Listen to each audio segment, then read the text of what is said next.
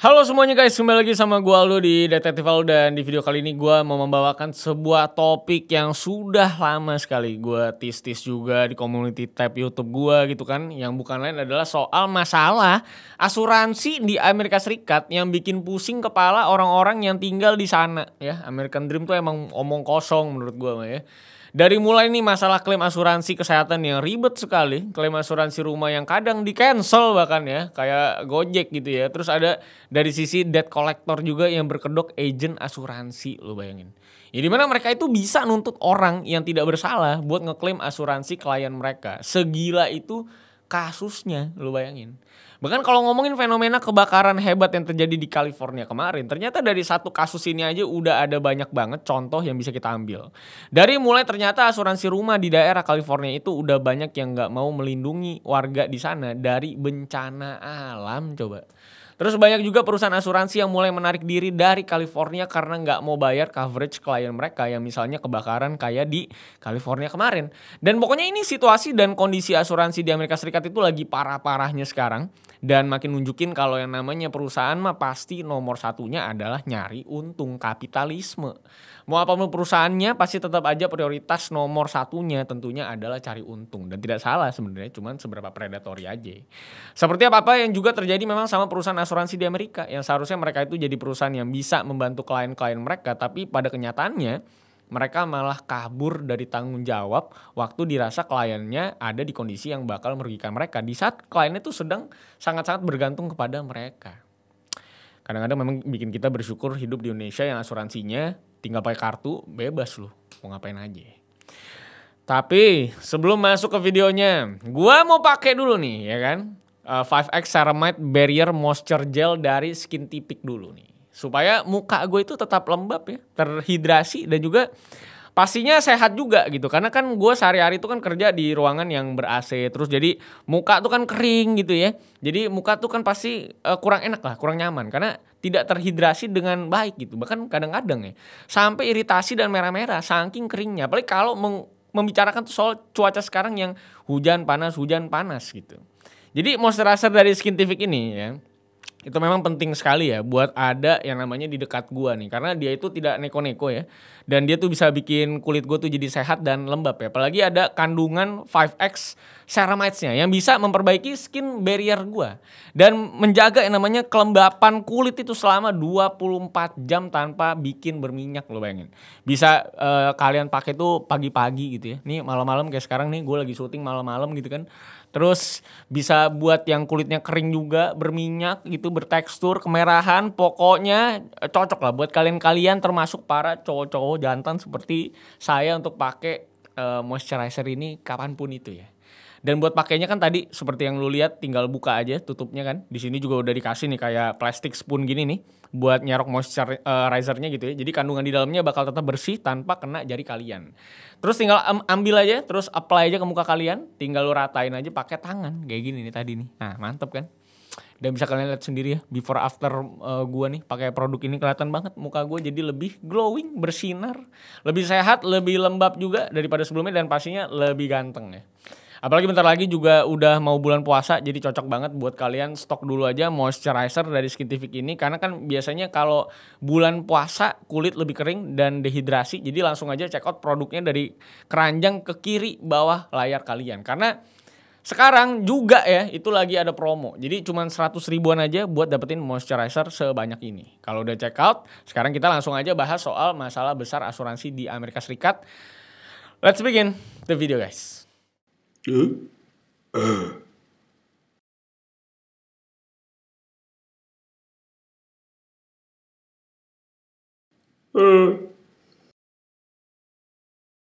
lost myself. I waited still for a glimmer to arrive. I know it will. Kalau ngomongin asuransi di Amerika Serikat, bentar gue pakai kacamata dulu ya, biar lebih jelas. Ya, kalau kita ngomongin asuransi di Amerika Serikat, sebenarnya dari beberapa tahun terakhir itu udah banyak permasalahannya sebenarnya. Terutama dari sisi asuransi kesehatan dan juga asuransi terhadap rumah. Dan kalau kita ngomongin yang paling gongnya dari asuransi kesehatan, ini semua bisa dibilang ada di tahun 2024. Waktu di tahun kemarin itu ada kejadian super gila yang terjadi di New York, Amerika Serikat. Yang tepatnya itu terjadi di tanggal 4 Desember 2024. Jadi di tanggal 4 Desember itu ada kejadian penembakan yang dilakukan oleh Luigi Mangione. Seorang pria muda dari keluarga yang cukup kaya. Lulus sebagai salah satu mahasiswa terbaik. Dan bisa dibilang kasus ini itu satu dari mungkin 1 juta kasus eksekusi yang terjadi di dunia. Kenapa bisa gue bilang kalau ini adalah kasus yang bikin masalah asuransi di Amerika Serikat jadi rame? Jawabannya karena motif di balik kejadian ini juga ada di masalah healthcare dan juga asuransi kesehatan Amerika Serikat yang sudah dinilai bobrok oleh banyak orang termasuk si Luigi Mangione ini. Dan yang jadi korban itu bukan orang yang main-main. Yang adalah, nama korbannya adalah Brian Thompson alias CEO dari United Healthcare. Salah satu perusahaan asuransi kesehatan terbesar yang ada di Amerika Serikat. Jadi kalau ngomongin kenapa ini orang bisa sampai dendam kesumat dan melakukan hal sebrutal itu, melakukan penembakan ya. Intinya si Luigi ini pernah punya pengalaman buruk dengan healthcare Amerika Serikat waktu dia mengalami sakit punggung parah yang udah ada dari zaman dia kecil lah itu penyakitnya. Yang bikin akhirnya mobilitas dia itu benar-benar menurun drastis dan bikin dia basically nggak bisa ngapa-ngapain. Apalagi dia juga tadinya orangnya itu aktif dalam olahraga volley dan surfing. Tapi dengan cedera dia ini yang nggak bisa sembuh ini secara sempurna, akhirnya dia itu harus meninggalkan kecintaan dia terhadap 2 olahraga tadi. Nah, sebenarnya nggak ada catatan sejarah yang konkret apakah si Luigi itu pernah mengalami hal buruk dengan asuransi kesehatan atau tidak. Tapi yang pasti dia itu sempat nulis di sosial medianya kalau orang-orang itu harus mau buat berusaha sebisa mungkin buat mengobati cedera atau apapun di tubuh mereka yang bikin mobilitas dan juga kehidupan sehari-hari itu memburuk. Karena dia itu merasa tidak setuju ke dokter yang bilang kalau pasien itu harus sampai ada di keadaan gak ada cara lain cuman bisa pasrah dan live with the pain aja. Apalagi dia juga mengalami keberhasilan dalam operasi tulang belakang dia di tahun 2023. Jadi dia percaya sama pengobatan lah. Yang intinya dia tuh pengen semua orang dengan keadaan serupa yang seperti dirinya, ya yang kadang diklaim gak bisa ngapa-ngapain lagi, yaitu untuk terus berjuang di keadaan healthcare Amerika Serikat yang sebegitu parahnya apalagi. Nah pertanyaannya itu kan sebegitu parahnya healthcare di Amerika tuh separah dan seburuk apa sampai harus berjuang gitu. Dan definisi parahnya ini gue coba kasih contoh yang paling gampang lah. Yang kejadian itu di bulan Juli tahun lalu. Dan yang jadi sasaran amarah masyarakat itu adalah si perusahaan United Healthcare-nya sendiri. Jadi kalau penembakan terjadi ke CEO-nya itu di bulan Desember, nah kejadian yang satu ini itu terjadi di bulan Julinya. Jadi intinya di bulan Juli itu ada lebih dari 100 orang yang kumpul di luar kantor pusat United Healthcare yang ada di Minnesota. Orang-orang itu kumpul buat mengungkapkan kemarahan mereka terhadap industri asuransi tersebut. Karena terjadi banyak penolakan pasien pemilik asuransi waktu mereka lagi mau berobat. Nah kalau berdasarkan pernyataannya Unai Montes Irweste, seorang direktur strategi media dari kelompok advokasi yang berlokasi di Chicago, dia bilang kalau mereka ini ditolak perawatannya karena sistem healthcare-nya yang buruk. Yang karena penolakan itu akhirnya mereka harus mengajukan banding dulu buat mengajukan klaim asuransinya. Dan pokoknya sangat bikin ribet lah, apalagi buat pasien yang memang mungkin nggak ditanganin besok meninggal gitu. Dan kita coba balik dulu nih ke kasus penembakan lagi nih. Bahkan kalau kita mengacu ke barang bukti yang ada di TKP, selongsong peluru yang ditemukan juga tertuliskan kata deny, defend, and depose. Yang artinya itu menolak, mempertahankan, dan juga menjatuhkan. Yang mungkin saja kata-kata ini tuh merujuk ke taktik perusahaan asuransi yang mau menghindari pembayaran klaim nasabah untuk meningkatkan keuntungan mereka sendiri. Bahkan kalau kita lihat ke dramanya juga, di LinkedIn-nya si almarhum CEO United Healthcare ini juga cukup banyak dibanjiri komentar pengalaman buruk dari kliennya. Seperti contohnya itu ada yang di postingan LinkedIn si almarhum ini yang bilang kalau kinerja perusahaan asuransinya dia itu udah bagus, yang bahkan perusahaannya itu bisa bikin harga obat-obatan jadi lebih terjangkau. Tapi kalau kita lihat ke komentar-komentarnya, ada seorang perempuan yang gak diketahui namanya bilang kalau dia itu menderita kanker paru-paru stadium 4. Dan dia akhirnya harus meninggalkan asuransi United Healthcare karena ditolak mulu pas dia mau ngeklaim obatnya. Bahkan setiap bulan dia itu mau ngeklaim itu ada aja alasan penolakan yang juga terus berubah-ubah alasannya. Makanya akhirnya jadi gak heran kalau setelah kejadian yang barusan gue kasih tahu, masalah asuransi di Amerika Serikat itu langsung meledak dan bikin hampir semua orang di sana itu jadi sadar akan adanya masalah kebobrokan dalam sistem asuransi ini.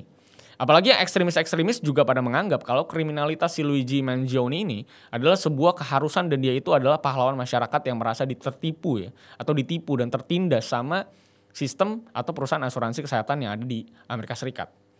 Dari mulai tadi penolakan klaim obat-obatan, terus kalau berdasarkan salah satu contoh kasus hukum yang berjalan pun, United Healthcare sendiri itu pernah digugat oleh seorang mahasiswa yang mengidap penyakit kronis.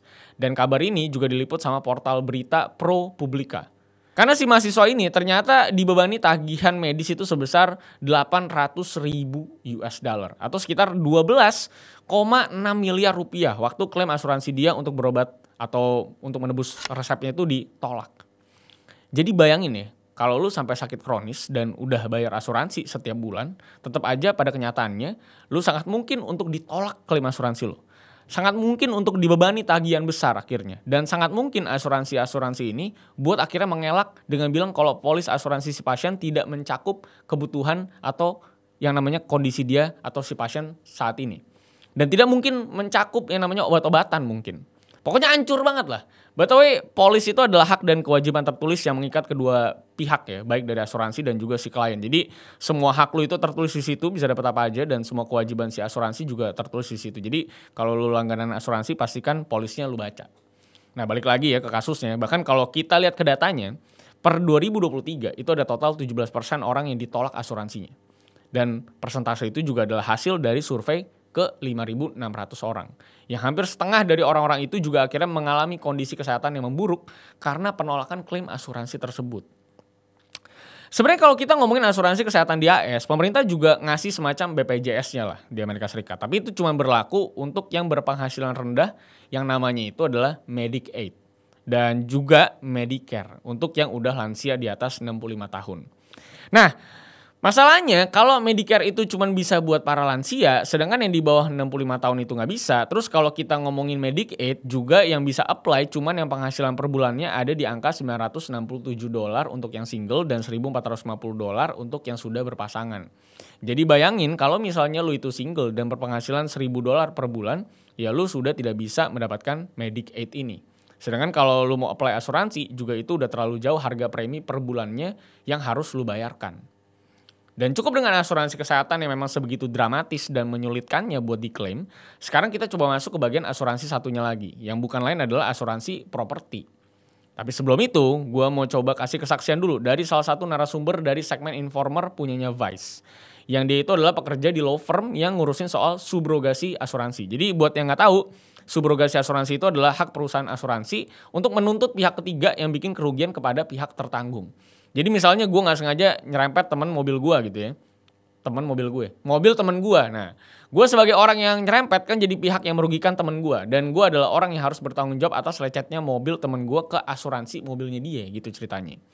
Nah sebenarnya kalau gue sendirinya punya asuransi mobil juga, beban kerusakan yang gue bikin ke mobil temen gue itu sebenarnya bisa di cover sama asuransinya mobil gue nih. Mau sebagian ataupun secara full. Tapi kalau dari keterangannya narasumber Informer yang gue lihat di channelnya Vice, ternyata di Amerika Serikat itu orang-orang yang kerjaannya ngurusin subrogasi ini tuh nyari untung dengan langsung nembak atau nuntut orang yang menyebabkan kerugian. Tanpa nanya dulu kalau dia itu mungkin punya asuransi atau enggak untuk bisa nge-cover kerugian yang dihasilkan kepada kliennya misalnya. Jadi misalnya kalau mengacu ke perumpamaan gue tadi, asuransi temen gue itu bisa langsung menuntut gue tanpa nanya dulu gue punya asuransi dulu apa enggak. Jadi gue yang sebenarnya punya asuransi itu langsung harus ngebayarin apa yang dituntut ke gue. Karena guanya pun gak ngerti gitu sebenarnya bisa ngeklaim kerugian yang gue bikin gak sebenarnya pakai asuransi gue sendiri misalnya. Makanya mereka itu tuh udah kayak debt collector beneran. Yang intinya bikin orang ngutang dan akhirnya nagih-nagihin terus, dirongrong terus lah. Bahkan sampai ada yang tagihannya itu puluhan ribu dolar. Dan dengan cara apapun itu mereka bisa nipu orang yang dibebankan sampai akhirnya mereka ngebayarin utang yang gak seharusnya mungkin mereka bayar. Jadi memang sejahat itu industri asuransi di Amerika Serikat sana. Kalau di sini gue kurang tahu gimana subrogasi itu berjalan. Tapi yang pasti di Amerika Serikat, negara semaju itu kita bisa ngeliat seberapa predatornya orang-orang nyari duit di sana. Nah, oke ya. Kalau gitu, sekarang kita masuk nih ke bagian asuransi properti yang bagi gue pribadi sih gak kalah predatornya dan gak kalah sintingnya di industri asuransian di Amerika Serikat. Karena kalau ngomongin asuransi properti, di Amerika Serikat itu masalahnya banyak dan saling berkesinambungan. Dari mulai perubahan iklimnya, resiko geografis setiap daerahnya, kebijakan pemerintah terhadap resiko bencana di setiap daerahnya, dan juga perusahaan asuransinya itu sendiri. Gue langsung mulai dengan contoh nyatanya aja nih. Gue ambil dari kesaksiannya Frances Acuna, seorang single mother yang tinggal di daerah Austin, Texas. Jadi dia ini tinggal di rumah yang udah dia beli puluhan tahun lalu. Dan karena daerah rumahnya itu ada di tempat yang rawan banjir, jelas dia harus punya asuransi kalau sampai rumahnya kebanjiran. Kan supaya tenang gitu, kalau ada banjir dan kenapa-napa, at least kerugiannya bisa di-cover sama asuransi dia. Tapi di tahun 2024 kemarin, premi asuransi yang harus dibayarkan per tahunnya itu naik dari $450 per tahun. Jadi berapa lo mau tahu? Jadi $1.893 per tahun. Jadi naik 3 kali lipat lebih. Sampai akhirnya karena dia udah gak bisa dan gak mampu lagi buat bayar, opsi satu-satunya yang dia pilih itu adalah cabut dari Austin dan pindah ke tempat baru.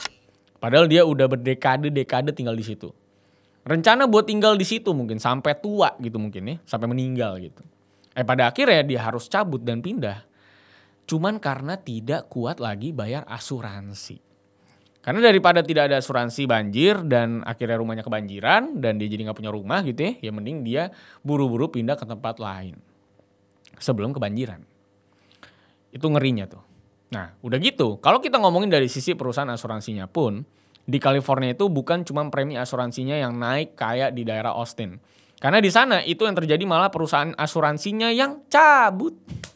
Udah tidak mau dia beroperasi lagi. Dan bahkan ada beberapa perusahaan asuransi besar di Amerika Serikat yang meng-cancel paksa klien mereka di tengah jalan karena satu dan lain hal. Nah satu dan lain halnya itu apa bang kalau yang di California? Jadi kalau kita flashback dulu ke tahun 2022, perusahaan asuransi Allstate itu berhenti menjual premi asuransi rumah baru di daerah California. Yang alasannya itu karena klaim asuransi yang dilakukan klien-klien mereka di beberapa tahun terakhir itu naik secara signifikan. Karena cuaca yang tidak menentu dan bikin rumah-rumah di sana sering mengalami kerusakan. Walaupun memang pada tahun itu perusahaan Allstate ini tetap ngasih coverage asuransi ke klien yang udah lama join ke mereka. Tapi kan tetap aja gila gitu ya. Udah gitu, kalau kita ke tahun 2023, perusahaan asuransi besar lain yang punya nama State Farm juga mengumumkan kalau mereka juga bakal berhenti jualan premi asuransi buat rumah-rumah baru di California.